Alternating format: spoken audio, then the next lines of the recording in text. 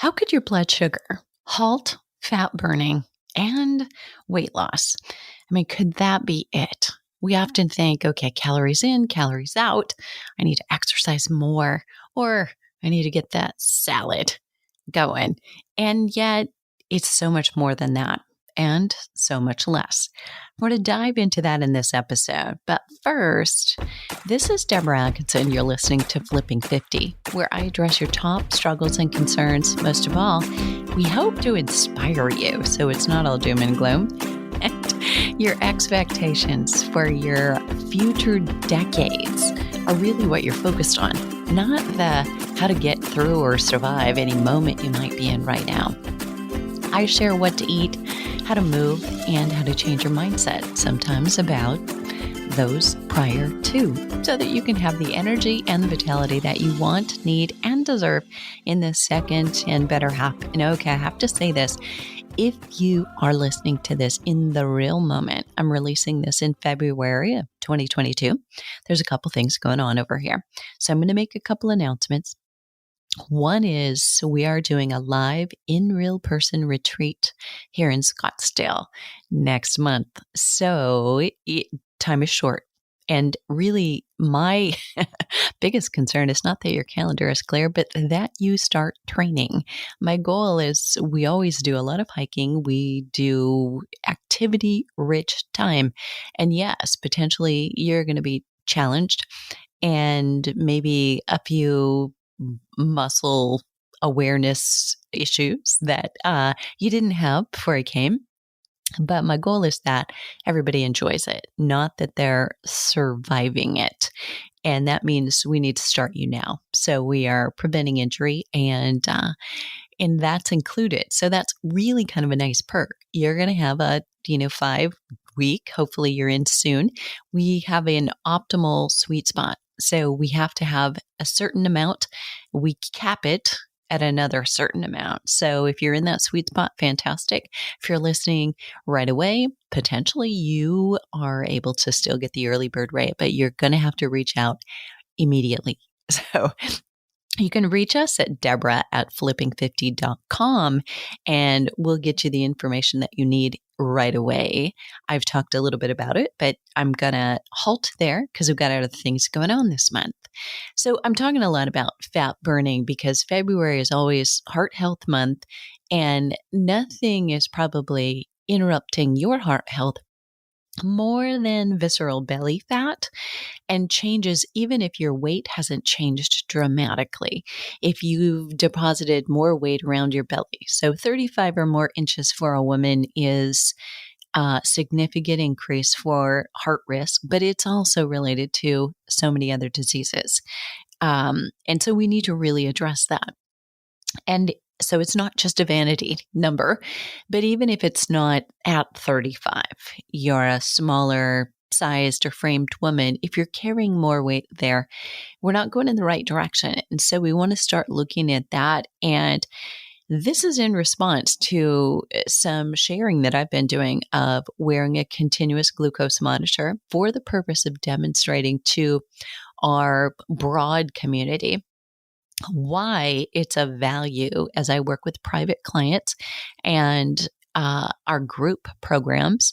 We've always used a glucometer in group programs for those people who were finding they were having issues with their blood sugar. And it doesn't take a lot for the clues to reveal themselves that that's probably what's happening.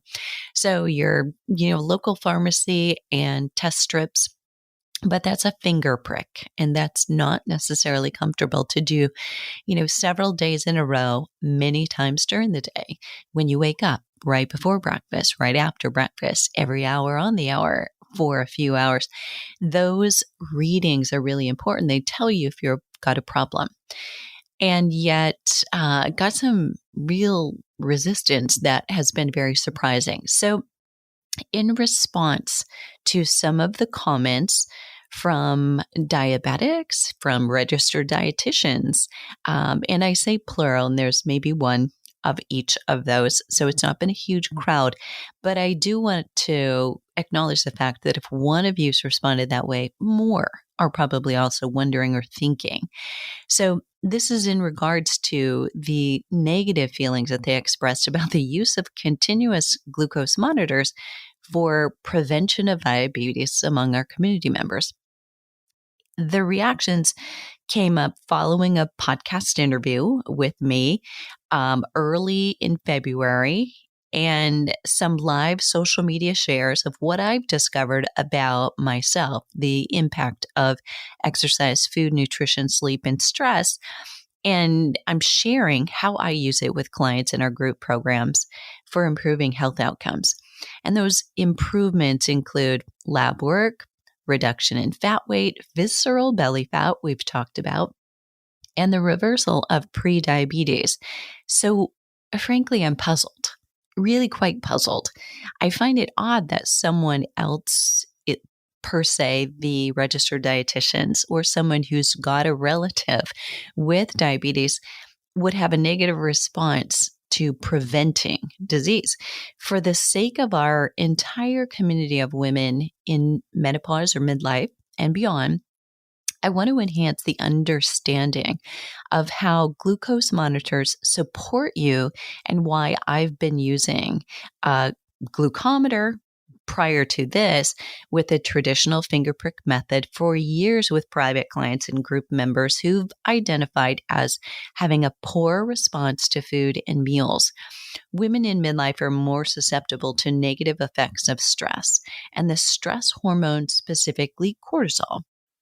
That happens as the shift of your other hormones, namely the sex hormones, begin this snowball effect: estrogen, testosterone, progesterone, that change that occurs in menopause. Additional hormones like estrogen and testosterone support, and actually that's anabolic. Sorry, I'm actually reading, so just to make sure I get it right, anabolic steroidal hormones. And what that means is you've got certain hormones in your body that actually break down muscle, that's catabolic, and those that build up muscle. The anabolic hormones, estrogen and testosterone, support lean muscle. They're a stimulus for muscle. We've got now less of them. Okay. And then there are also growth hormones that are also reduced. So your human growth hormone, and that too is an anabolic hormone. That means for you and me in midlife, it's harder to gain lean muscle, and you're more insulin resistant, meaning it takes more insulin to get blood sugar out of your body after you eat a meal, out of your bloodstream. So it can be stored ideally in the muscle. And then if you don't have as much muscle, unfortunately gets stored in the liver, which is not an ideal situation. Muscle helps the uptake of glucose and the use of it appropriately for energy. For everyone in your lives, stress has a profound impact on our glucose values. And when our body or the mind, because your mind, if it's telling you this is stressful, your body, your brain doesn't know the difference. Is that physical or mental, right? It doesn't know the difference. It responds the same, perceives stress as a threat. And the body copes with threat by doing two things. One, increasing glucose output and release from the liver. And two, reducing insulin sensitivity. And that means it takes more and more insulin to get that blood sugar out of your bloodstream, where it's actually harmful for you to linger there. An important strategy in case we need that energy as fuel to run from the threat, right? However, our threats are not that. We don't need to run from a dinosaur or run from a lion. This response is evolutionary. It's incredibly important, but the type of stressors we have today just don't require that additional fuel most of the time. The result can be higher glucose values consistently, as well as just in the moment, meaning overall every day your glucose levels are probably higher than they were 5 or 10 years ago if you're in menopause right now. And that if you go into the kitchen and you have, a cup of coffee with cream and sugar, it's spiking your blood sugar much more than it may have ever done before. And all of that is every time you go up, especially if you stay up, it's problematic because your body is in fat storage mode, not fat burning mode.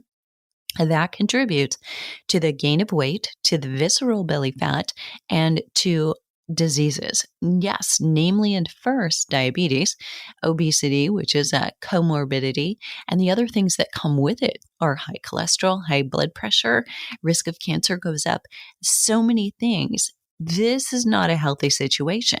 It's what contributes to the pre-diabetic situation in many midlife women. And they find themselves there and being told they're pre-diabetic. And it's like a shock. For that reason, a continuous glucose monitor or a glucometer, if you're willing to prick your finger several times a day instead, can be very supportive of not just weight loss for vanity reasons, but life-saving. And we're talking preventative healthcare. And often in the Western world of Western trained doctors exclusively, they're used to treating disease. And if you're working in a clinical setting, you too may be working in that realm just of thinking. But the whole idea would be, why wouldn't we want to prevent it? We can reduce healthcare costs. We can improve health. We can improve the quality of living. And that's really what we're all about. So it's about preventing the kind of weight gain or removing the obstacle for you that's a real health threat today, especially dangerous visceral belly fat. It's been believed for decades through science that 80 to 90% of type 2 diabetes, that's the adult onset that comes with weight gain and some not so good habits, is preventable. 80 to 90% is preventable or reversible. The women in our community are more prone to type 2 diabetes than ever before in their lives. It's not just a precursor for safe exercise and solving the mystery of why you can't lose weight when you're seemingly employing good, healthy habits. This is for many the insight into your current daily habits that can prevent you from having severe health issues. This is why, as a health influencer, and I mean you, not me, you know my statement here. The mission here at Flipping 50 is exercise is the vehicle. There's no more important health influencer in the world than you. You've got 3 generations looking at you. How you take care of yourself in proactive healthcare, as opposed to waiting for disease and illness to happen, that's within anybody's reach. And here at Flipping 50, we are all for that. So with that little side note, I'm going to begin this podcast about 4 ways that blood sugar could halt your fat burning and your weight loss. And yes, there is no shame in vanity. Say you don't have a serious health condition now and you have an excellent history and no family history. Still, you know somebody within arm's reach I'd be willing to bet who you may be able to help. Fat burning and weight loss are hot topics uniquely, and then together during menopause, hugely. Since for decades, the dogma has been your metabolism slows as you get older, proven not until about 60, actually. So we no longer have that get out of jail card where you can just say, oh, it's my metabolism slowing, blah, blah, blah. What we know now is we're just not yet all tuned in to what are the signs and the symptoms that we need to change something that we're doing. That epigenetics, what we do on a daily basis, has far greater influence on your fat burning and weight loss than does anything else, including your genetics. So if you didn't pick your parents wisely, you still got this. The trick is identifying not what you thought once supports fat burning and weight loss, because it's probably not really what is true scientifically, but what really does for you now in menopause. So let's break this down. Blood sugar and fat burning. Just a review of what I stated earlier, insulin causes the liver or your muscles, if you're blessed and you're doing the work with strength training, to remove sugar out of the bloodstream and store it in the form of glycogen. It releases a small amount regularly for all the organs that function continuously, like our heart, our brain, our nerves. That's always going on, like dripping it out. Hormones like stress hormones, cortisol and epinephrine and adrenalin, the sex hormones, growth hormones, and glucagon, one that we talk about less frequently, can cause your liver to secrete glycogen back into the bloodstream, meaning, okay, that regular little drip is going out for just your function of heart, brains, nerves. Then you get stressed, or you're about to exercise, also would be one. But if you're like really keyed up, like things aren't quite going well at work, you're constantly at it, you're burning the candle day and night, you're doing more than you should, that's probably going to secrete even more. Epinephrine and cortisol are released when your body needs a sudden influx of sugar for energy. So, for example, it's exercise or a need to sprint to avoid harm or spare somebody else from harm. As blood sugar goes up, unless you're insulin resistant, which often can happen in women in midlife, the increases are mild and then they're short because insulin is reduced or released to bring it down. So let me say that again. So as your blood sugar goes up, the increases are mild and short because insulin is then released to bring that blood sugar back down. That's the job. It's kind of like checks and balances. If you, however, are more insulin resistant, it takes more and more insulin to bring that blood sugar down. Your body is more frequently in fat storage state than it is in fat burning, because when insulin is present, that is really what you're doing. That's a part of its job. Let's talk about blood sugar and fat storage. Okay, so stress, first of all, is going to cause that. Any form of stress, including thinking about a stressful situation. You don't have to actually be in one. Physical stress. Think about going to a movie, a scary movie, and they used to be fun, right? When you were, just 16 and you were going with a date, and it was like, reason to hug or sit closer without, causing the, oh, I'm sitting closer kind of thing. That was great, right? And you get the stress and there's like, the adrenaline goes away. But your brain probably isn't letting it go away. Oftentimes it's like every day, all night, all week. So what happens is physical stress will increase glycogen and therefore insulin. Learning to deal with your emotional stressors so you're less negatively affected can decrease storage. And, what does that take? And sometimes that just takes looking away from your computer. Take a few deep breaths. Looking at, if you can't get outside, look at a screensaver that is nature, or maybe it's animals for you. But it's been proven that looking at green, like a green lush forest or a jungle, is actually helpful for decreasing your blood chemistry, actually, of stress hormones. So think about what you're doing and what can you do, even if you don't have time to do a lot, and that's your perception. All right, sleep deprivation or poor quality sleep, even being off your optimal schedule. Say you're going to bed later than usual, or you're in a different time zone, that can do it too, can increase physical stress and the stress hormones. The day after, having to rise, say at 3 a.m. for an airport run for a house guest, the blood sugar levels were all higher all day long, eating the same foods, pretty much the same schedule. And yours probably will occur in a similar way. So you want to get that sleep routine down, do it as regularly as possible, same bedtime, same wake time, all of that very important.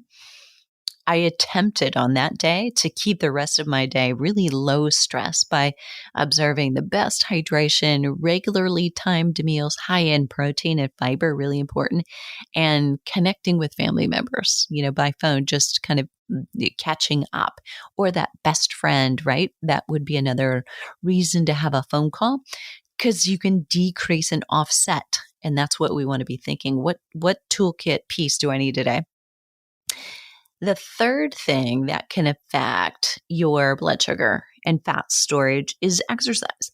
So when you're going to do a workout, as long as you're not overtrained, meaning you're allowing yourself adequate recovery, your muscles will release glycogen for energy.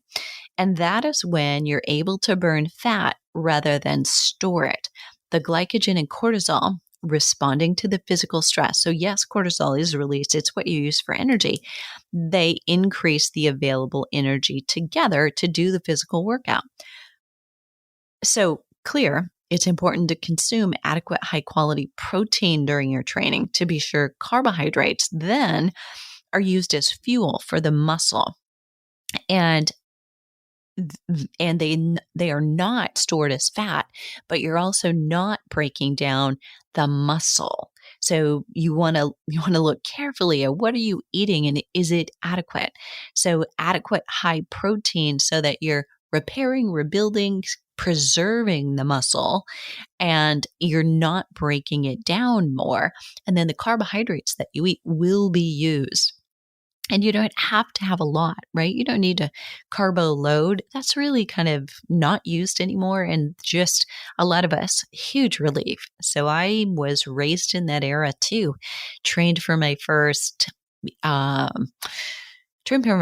probably couple marathons, doing, what everybody said was carbohydrate loading. Do you know that I always had gut issues? Always.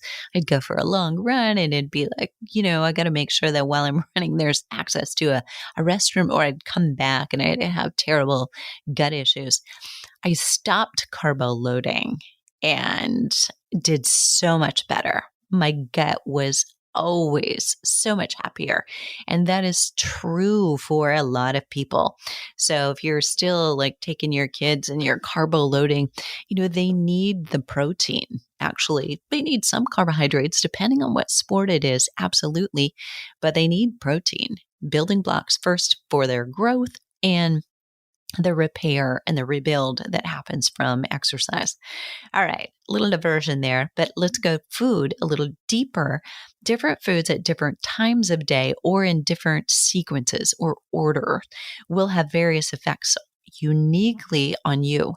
Well, it makes sense probably to anybody listening that a piece of chocolate cake in the middle of the afternoon is definitely going to spike your blood sugar more than if you enjoy it after a meal with protein, fat, and fiber in it.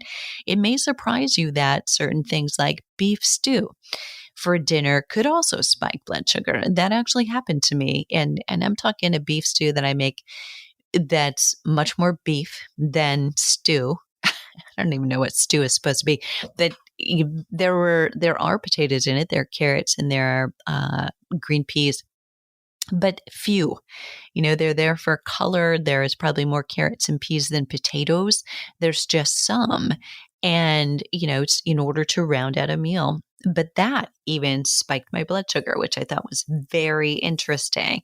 While other meals, mixed meals similarly don't, and to really test that, what I need to do is say, try the beef stew, take the potatoes out, not do that.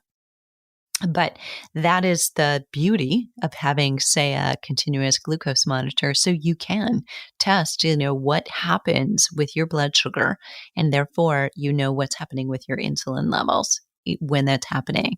The same morning coffee drink in the morning when you wake up at 3 a.m. to take somebody to the airport could spike your blood sugar dramatically differently than if you have it at your regular wake up time. Okay, the fat burning and weight loss bottom line on blood sugar. Blood sugar is no BS. I couldn't resist. Now that continuous glucose monitors are easily accessible and you can see immediate results of your lifestyle habits and nutrition, you may be able to experience much greater ease losing weight and or avoid the pre-diabetic situation. So the most alarming thing that I hear from most of the members of our community is I'm gaining weight, and I don't know what I'm doing, and this can't keep up. And, often if we can take a peek under the hood, and yes, is it hormonal? Of course, insulin's a hormone. And is it your estrogen, testosterone, and progesterone? Definitely could be. So working on balancing those out can also be helpful. But you may also want and need to look at your blood glucose levels and how spreading the meals, the timing of your meals. If you go too long before, do you have a huge drop and then a huge spike?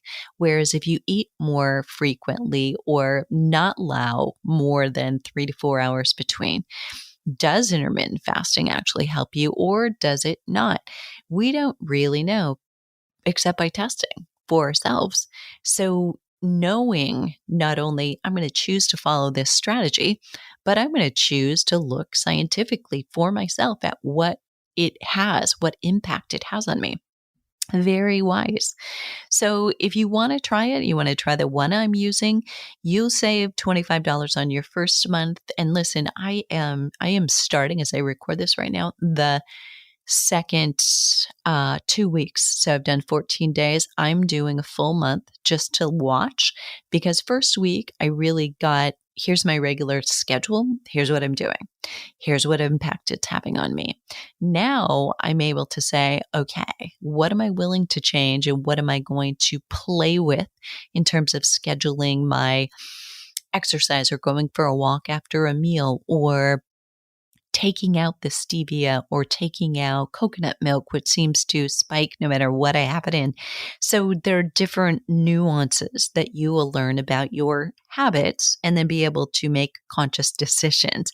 Knowing how your habits that could include anything, going to bed late, drinking coffee until noon and only coffee, exercising in a fasted state, eating a high carb breakfast, having coffee mid-afternoon, drinking wine before dinner, doing yoga, exercising inside versus outside, doing HIIT late in the day. And I hope it's not, after all I've shared about that. I hope you're not doing that if you're a midlife woman or anything else that is your normal right now.